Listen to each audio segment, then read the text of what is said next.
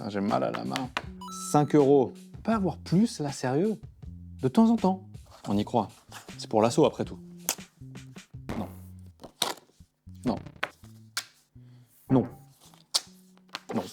Donc vous vous en doutez, si l'espérance de gain d'un jeu est supérieure à 0 €, bah en théorie, cette règle de l'espérance de gain, c'est plutôt une bonne chose, car en moyenne, sur un grand nombre de parties, le joueur est assuré de gagner des thunes. Par contre, si l'espérance de gain d'un jeu est inférieure à 0 €, bah c'est pas terrible, car en moyenne, sur un grand nombre de parties, il est plutôt certain de perdre un max d'argent. C'est plutôt con, quand même. Et ça encore plus quand on sait que c'est actuellement le cas de tous les jeux à gratter sur le marché. Voilà, le cash, dont je vous parle depuis tout à l'heure, c'est carrément 30 centimes par euro dépensé qu'il vous fait perdre. Tu vois le truc. Mais c'est pas le pire, aucun jeu ne fait mieux que Banco niveau perte moyenne par euro dépensé, soit 36 centimes en moyenne. Et s'il est quand même possible de désigner le millionnaire comme étant le jeu qui en moyenne fait perdre le moins d'argent, seulement 27 centimes par euro dépensé, bah il faut surtout retenir un truc, c'est qu'aucun jeu n'est plus rentable qu'un autre en fait. Car au final, bah aucun ne l'est quoi.